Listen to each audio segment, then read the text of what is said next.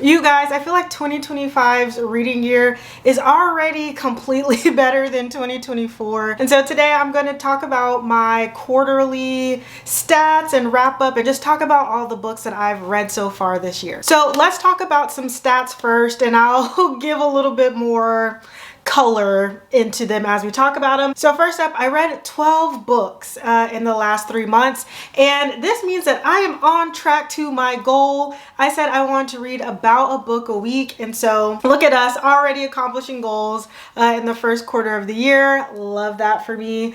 And if you're new here, just know that 12 books for me, while I know some people can read 12 books in a month, 12 books in 3 months feels like the equivalent to me. You know, creating book content for me is a creative outlet. I can't quit my day job quite yet to read books. One day.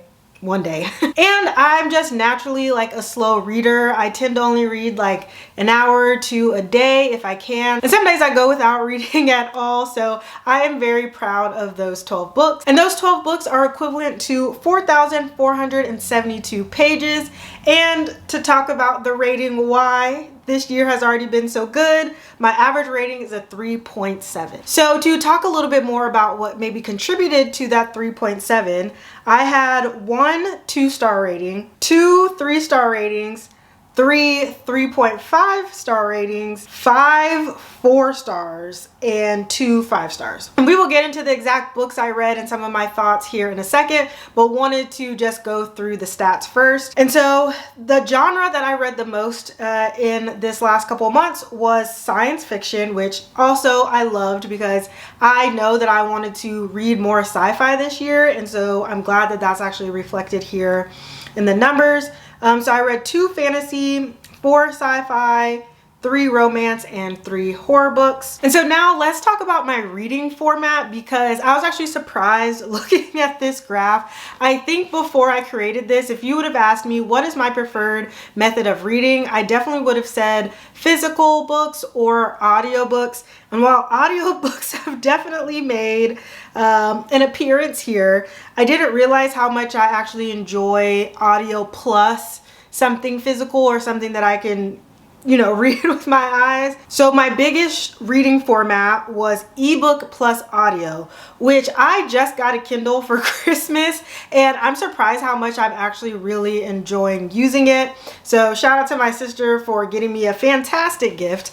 But 41.7% of my reads were ebook plus audiobook combined. And then my second biggest chunk is physical plus audio. So again, it kind of makes sense that I want to see something and hear it. I think the combination allows me to have the freedom to do chores, but then also when I want to sit down and like read a book, I can do that. And then the next biggest chunk is purely physical. So that just means like I have a physical copy of the book. And then tied at 8.3% each is ebook and audio. This is just really interesting to me, and I'm interested to see if this changes as the year goes on, or if this is pretty indicative of how I like to read books. And for my audio format, my preferred platform is Libro FM. I am a affiliate with them, so if you're interested in Libro FM, I will leave my link down below. And you know, I mentioned this is not my day job, but you clicking that link down below helps that dream. You see, me helping you, you helping me. Love to see it. I also wanted to track how often I'm utilizing my library. So whether that's me going to get a physical book or me using Libby to get a ebook or an audiobook. So 25% of what I read or acquired was from the library, which isn't horrible to me because it could be 0, you know, but I definitely think I want to try and increase that a little bit more. Okay, so now that we've talked through the stats, we are going to talk about the books themselves. And so I'm going to talk about the 12 books from what I enjoyed the least to what I enjoyed the most. So let's do it. All right, let's start from the top. The book that I liked the least this quarter, I don't think anybody's surprised by this. If you watch my content, I've mentioned this a few times, how much I've struggled with this book, but that is Who Fears Death by Nnedi Okorafor. So I actually read this as part of a blind date with a book, which I actually loved. that experience and definitely will be doing that again, but I struggled through this book. So we follow a girl who is the product of a sexual assault, and we actually get like flashbacks to that sexual assault, which was very difficult to read. Like all of the details were added in there.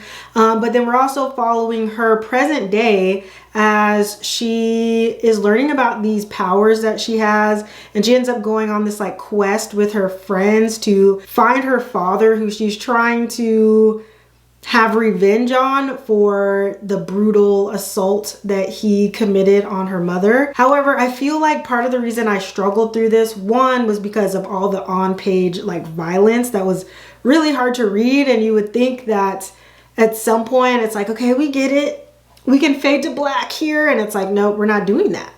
And I was like, oh, okay. But then also I would say the writing just felt very jilted. Like it felt like we were jumping from like one idea to the other without getting the full picture of everything. And I think also the romance in here, we were told that they were soulmates because they knew each other from a young age, but we meet them at a young age, and I just still didn't understand why they were soulmates and why they were so locked in with each other, to be honest. Just go watch that vlog because it'll give more in-depth thoughts on why I struggled through this, but just know I struggled and I gave it 2 stars. And then next up on this list, which is actually a book that I gave 3 stars. So I didn't hate, but when I give a book a 3-star rating, it usually just means that like it was just very meh. And that's what happened to me with The Husbands. And so this is a book that I don't think I talked about on my channel at all. It was actually the first book I read this year. And the premise of this was so interesting to me, which is this woman gets a new husband every time her husband goes up into the attic. And so when he comes down, it's a new guy. And so she has to determine if she wants to like send him back up or live with him for a little while. But I feel like my problem with it was that I feel like there should have been a very like distinct lesson that she was getting from this, and I just don't feel like it was distinct enough for me. And so I was just kind of like, what's the point? It kind of explored all the ideas that I was hoping that it was going to explore, but the ending just wasn't what I wanted it to be. And then in the number 10 spot that I actually gave a 3.5 rating, but that is Sorrowland by River Solomon. So I recently read this in my Reading Sci-Fi by Black Authors vlog, which is actually the video I posted right before this. If you haven't watched that video, definitely go take a look at that. But Sorrowland, we also follow another young girl, but we follow her as she is like fleeing this religious compound. She's pregnant with twins. She ends up having the twins in the woods. She tries to raise these twins in the woods, and then she eventually realizes like, yo, we cannot be staying out here forever. I gotta find somewhere to take my kids. And so I feel like the first half of the story was really just kind of this foundational knowledge of her relationship between her and her kids. And then the sci-fi kind of picks up towards the end as our character does have like kind of like an illness, and we figure out what that illness actually is. And that's really where like the sci-fi picks up, but we just didn't get enough of that, in my opinion. I feel like the writing of this, I really enjoyed. And I did really enjoy like the last like 35% of this book. I just wish we had more of that. But I feel like if the last 35 was more of the book, this would have been like a 4 or 5 star for me easily. But I almost DNF'd this book like 100 pages in, and I probably would have if it wasn't for the vlog that I was doing. But I'm glad I stuck with it because I did enjoy it. I do love River Solomon's writing, so definitely would continue to read from this author, but 3.5 stars. And then number 9 on this list that I also gave a 3.5 star is The Eyes Are the Best Part by Monica Kim. I read this as part of my Reading Booktubers Favorites video of 2024. This was one that even before I got into it, I was like, are y'all okay? Because just knowing the premise is about a girl who dreams and likes to eat eyeballs, I was like, this is on y'all's favorites collectively as a group in 2024, we okay. But I can understand why people liked this story. It was kind of a mix of a horror and a coming of age story. It also talks a lot about like familial dynamics. And so our main character, her dad at the very beginning of the story decides to leave the family. Her mom is in shambles. She tries to almost immediately move on with a new man who is absolutely horrible. Scum of the earth. Our main character realizes this while also just kind of having some weird thoughts and episodes. And this is one of those 3.5 star ratings where it's like, I actually don't have too much to say because I enjoyed it. I think it was a good book. I can understand why other people like it, but there wasn't this just like, aha, oh my God, this is amazing type of book. I'm really trying to grasp for other things to say about the book, but I just really am lost for words because it just didn't really have that big of an impact on me. I hate to say it. So with that, we are going to move on to the next chunk of books. We are starting to get into the 3.75 ratings. We're doing it. And so let's go ahead and talk about them. And so in the number 8 spot, we have Bloom. And this book, I did not know what to think going into it.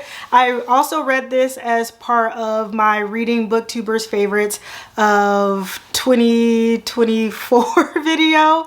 And this book essentially is about 2 women who fall in love at a farmer's market. And one of them is kind of keeping this secret as they fall in love, and there's like bits and pieces throughout this story which kind of allude to why this is classified as a horror novel. And I really enjoyed that kind of storytelling. Even though the book was very short, I feel like even though you kind of knew where the book was headed, the storytelling of it all was still done really well. And this was a sapphic book, so it was like this weird contrast between like watching these 2 people like fall in love, one kind of being a bit obsessive, and also this like eerie type of horror element. So I ended up giving it a 3.75. And then up next we have Part of Your World by Abby Jimenez. And this is a book that I don't know if I would have picked up on my own, even though I have heard a lot about Abby Jimenez, but I actually read this as part of my book club pick. Not my personal book club, but I am in real life book club, and this was the book that we had chose for February. So this isn't a book that I've talked too in depth about on my channel. It was kind of just a book I read for the book club, but I actually really enjoyed this book. I feel like my book club's perspective was a little different, but this story follows a woman who is a part of this like very renowned medical family, and she ends up falling for this guy who lives in like a really small town. And she's like, oh, this could never work. It's just going to be something a little fun, a little flirty. And you can guess what happens from there. But I actually really enjoyed this story because I love a romance that feels rooted in reality, when the characters can be realistic about their situation and it's not just all bubblegum and rainbows, you know? And I know sometimes with romances, the conflict really grinds my gears because I'm like, this isn't a real conflict. Like, y'all just need to talk to each other, send each other a text, and we'd be done with it. But this conflict actually felt very real, and it was something that they were gonna have to work through. And so I really enjoyed that aspect. I think, and I hate to admit this, that I actually shed a tear. I was kind of emotional reading certain parts of this book, and I think it's because our main character, she has a very kind of set view of what she has for her life. And you know, as she gets older, she's a little less willing to kind of move on some of that stuff. And I think that that kind of just hit me because I am a little older and I'm unfortunately still trying to date out here. And so that kind of just like hit me, and just some of the emotion that came along with that I could really relate to. And so I also gave this a 3.75. And so, but I did enjoy this a bit more than Bloom because it is something I think that will stick with me a little bit more. And then as we continue down the ladder, we are at books now that have at least gotten 4 stars. And so the first one is Death of the Author by Nnedi Okorafor. This book pleasantly surprised me because I did read this as part of my Reading Sci-Fi by Black Authors vlog. I was expecting this to be a little bit more sci-fi, especially because of who Who Fears Death that I read earlier in the year. I was expecting it to just be a little bit more like magical and rooted in sci-fi, and the only sci-fi element we really got in this book was the book that our main character was writing and when that was interwoven throughout the story. And so in this book we follow a main character who she is in a wheelchair, and it really shapes her view of the world and like how people treat her. And while she is at her sister's wedding, she gets the really bad news that she has lost her job, and the book that she has been trying to get published has just gotten its like 10th rejection letter. And so she's just really down and out on her luck, and she just decides to put all this emotion into a new book, which is Rusted Robots. And that's a story that's interwoven throughout the book. I actually enjoy just the more contemporary elements of this book, just learning about her life, her experience being an author, as her book kind of just skyrockets to fame, how she's dealing with that, the family dynamics that she has being in a Nigerian family. I really enjoyed this. It did just surprise me in a few ways, and I mentioned in the video too that I'm very glad that me and Nnedi Okorafor are on better terms. You know, we were down here, but we're like going this way now, so I'm excited to pick up some other books by her. And then another 4-star book is Blood Over Brighthaven, and I read this as part of my reading booktubers favorites of 2024. I knew absolutely nothing about this book really before I started reading it. I really hope that y'all can hear me talk over this dog barking in the background. I know that their owners are out there just chit-chatting, because there's like a small park outside my window, and I'm like, you hear your dog is not happy. Why? Bring them inside. And in this story, we follow this woman who is the first woman to be accepted into this like magical school. And so when she's in the school, she obviously experiences some discrimination because she's a woman.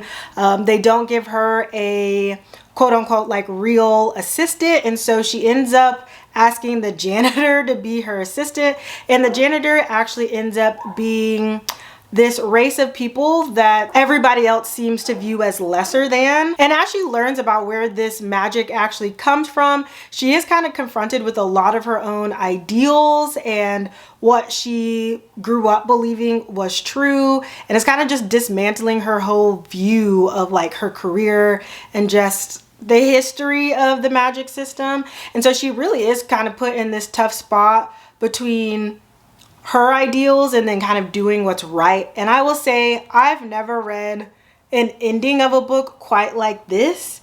And I'll say it, our main character, she really got on my nerves. There was moments where she was just very stuck in her ways, but I feel like she stuck to her guns and she put her money where her mouth was for real at the end of this book. And I think because I hadn't ever read an ending quite like that, and a story that really had a lot of parallels to today's world where, you know, somebody can give you facts that combat what your beliefs are, and you have to decide if you are going to believe that and change your thought process, or if you're going to know that this is a fact and still believe something else.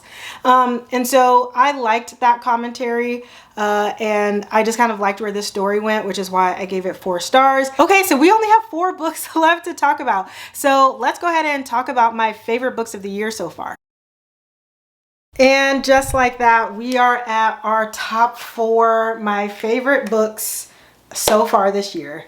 First up is Mickey 7. So this book actually surprised me. I only read it because I wanted to go see the movie. So this story follows Mickey, who signs up to be an expendable for a space mission. And what that means is that he signed up to just continuously die, and then they just like essentially clone him and bring him back. Things get a little sticky one day when he is left for dead. He doesn't actually die, but by the time that he gets back to his home base, they have already reprinted out a new version of him. And so things start to get a little complicated because neither one of them want to die. But I actually really enjoyed the story. One, because I do feel like the tone of this book was kind of funny while also exploring some really cool sci-fi ideas and exploring the thought of like clones. And I just really enjoy a story that explores like a really deep like sci-fi subject, but makes it fun, makes it really interesting, and that does it in a way that I haven't ever seen before, which I definitely feel like Mickey 7 did. And I actually did enjoy the movie storyline more than I enjoyed the book. And I feel like if that same storyline was the storyline that was in the book, I probably would have given the book 5 stars. So keep that in mind. But overall, I really enjoyed that story. I would even consider reading the sequel. So if you haven't read Mickey 7 or if you haven't watched the movie, definitely recommend you giving that a go if you are a sci-fi lover. Okay, and then the next book on the list is probably the one that surprised me the most. I'm surprised that it's this high on the list, to be honest, but that is Funny Story by Emily Henry. I feel like I've had a mixed relationship with Emily Henry. One book of hers I gave like a 2.5, and then another book of hers I think I gave a 4 star. But I'm giving Funny Story, I would say anywhere between like a 4.25 and a 4.5. I felt like the characters in this book, again, I'll say about romance, I love when characters feel rooted in reality. I love when banter feels natural. Okay, and so the premise of the story, walk with me, follow me, okay? This man breaks up with his fiance. His fiance is our main character, but he breaks up with her to date his childhood best friend, which is a woman, and she is dating someone at the time. So her boyfriend and our main character both need a roommate. So they're just like, well, guess we're living together now. And we get to watch them as they're both processing this breakup. They both thought that like these people were their people. These are the people they were going to spend the rest of their life with. And then all of a sudden the rug just gets ripped away from them. So we see both of our main characters trying to process their breakups.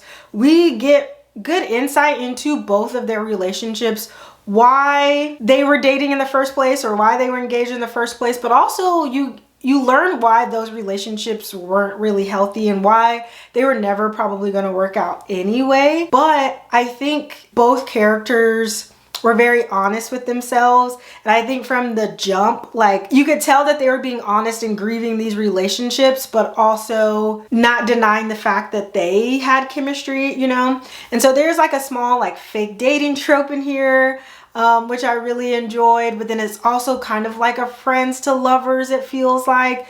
I don't know, just this story, and I can understand now why everybody loved this book in 2024. This book just really felt right to me. Another thing that I liked in this story was like the side characters, because in a real life romance, it's usually just not you and the person. There's other outside forces coming in. You have friendships and stuff that are kind of intertwined with the relationship. And so I like that we got to see that. And again, it just felt very real. And I think that's why I liked it so much and why I'm giving it a 4.5. Okay, so we're to the top 2. And if you follow me, you know what 2 are left. You may not know what order they're going to be in, but both of these books are 5 stars. And first up we have Sky Full of Elephants by Sibo Campbell. And this is a sci-fi book where Black people wake up and all the white people are gone. We're in a world where no white people exist. All the white people decide one day just to drown themselves. And so we meet one of our main characters who is mixed race, and she typically has lived with her white family, but obviously they're no longer around. So she reaches out to her father, who she's never had contact with. And she reaches out to him because she wants him to take her to this place where she believes that some white people still exist, and she is very rooted in whiteness and her proximity to whiteness, and she's kind of like having this identity crisis as all of this is going on. She's also processing the trauma of losing her family as well. But I loved this book. It frustrated the hell out of me in certain aspects because our main character was triggering as hell. But I loved seeing her growth, but I also loved seeing her dad's identity journey as well. And while this does feel very sci-fi, it also just felt like very literary and like, almost poetic in a way. Like, I absolutely fell in love with the writing of this. And so if this is something that has been on your TBR, you've been considering reading, this is one of those books that is going to stick with me for a very long time, and one of those books that I probably will recommend a lot of people to read. And so you guys are seeing it here, but I have a feeling it's not the last time you're going to see it. And so that brings us to my favorite book that I've read recently, and that is The Reformatory by Tanana Reeve Dew. And this book also came from reading BookTubers' favorites of 2024. Listen, y'all really did y'all's big one. Okay, y'all had taste out there. I didn't have a good reading year last year, but y'all did. And so now I'm having a good reading year this year. It was a close race between Sky Full of Elephants and The Reformatory. And who knows, at a certain point they could flip-flop. But in the story, we're in the Jim Crow South, and a young boy ends up kicking this white kid and gets sent off to what they call the reformatory, where boys essentially go to get punished. And at this reformatory, they don't do nice things to the boys. But our main character, while he's there, he ends up getting some hauntings. He's also trying to escape through all of this. And so all of that is happening at the reformatory, but then we are also getting the perspective of his sister, who feels responsible for him and is trying to figure out how to get him out of here, because she knows that it's not a good place for him to be. And so we get this POV of her really trying to fight for her brother, and we're understanding some of those like Jim Crow South racial dynamics for sure. But she also kind of has this inkling of something a little special where she can kind of tell the future a little bit, which I liked. And it wasn't something that was like super explored, but something that was explored enough to keep you intrigued. And then when we're following our other main character at the reformatory and he is getting these hauntings, we are getting the history of what has happened at this reformatory. We're getting the history of the person who owns a reformatory and how evil and just sick he is. And so just the way that it's blending horror with actual history, I feel like those two things together for me will always be a banger. This book was haunting in the best possible way. So if you haven't read it, pick it up, you're missing out, okay? But obviously 5 stars, and will probably end up on my top 10 books of the year for sure. Unless I just continue having a phenomenal reading year. Who knows what's gonna happen? I'm not putting a limit on it, okay? That is my quarterly wrap up. I actually liked going through this because I think without this I wouldn't have known like all of my beginning stats, and really just getting to revisit some of the books and how much I actually have enjoyed reading these past couple months. I've also really enjoyed just like making content, and maybe those two things go hand in hand. Who knows? But either way, I'm glad that you're here. And if you made it to the end of this video, please let me know down below in the comments like how your reading year is going so far. Is it going better than last year? Worse than last year? How many 5 stars have you had? Just let me know how it's going. And if you made it to the end, leave a book stack or a book emoji, because we are getting through the books this year. And as always, if you made it to the end, you are my absolute favorite, and I will see you in the next one. Bye.